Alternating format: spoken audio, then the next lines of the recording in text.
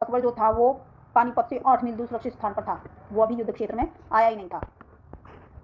युद्ध करते करते जब हेमू की आंख में तीर लग गया, कौन सी आंख में? बाईं आंख में, तो हेमू बेहोश होकर हाथी के हौदे पर ही गिर पड़ा।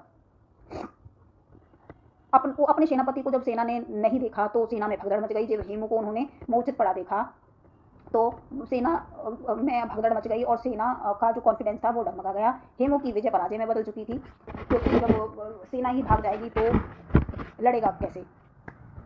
तो हेमू को मूर्छित पड़ा देख हेमू की सेना भागने लगी कि हाय अब कौन बचाएगा हमें, हमारा सैनिक ही, हमारा जो सेनापति है उसी को तीर लग गया, वही पराजित हो गया, वही मूर्छित हो गया, तो अब हम किसके ऊपर लड़े, कोई हम कौन हमारी रक्षा करेगा। तो सेना ये सोचकर सेना में भगदड़ मच गई और एक भागने लग गई, युद्ध मैदान को छोड़कर भागने लग गई।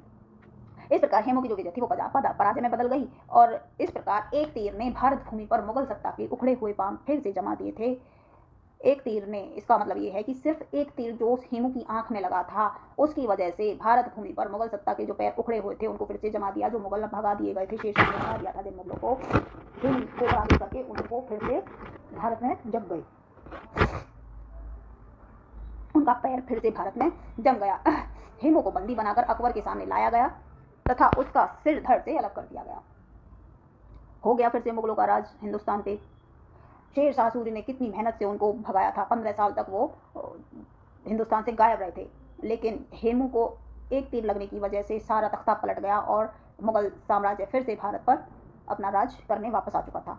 और जो हेमू था उसको बंदी बनाकर उसका सर धड़ से अलग कर दिया और मार दिया उसको। अकबर ने गाजी काफिरों को मारने वाला, गाजी जो काफिर होते हैं यानी मुसाफिर होते हैं, जो दूसरे कहीं से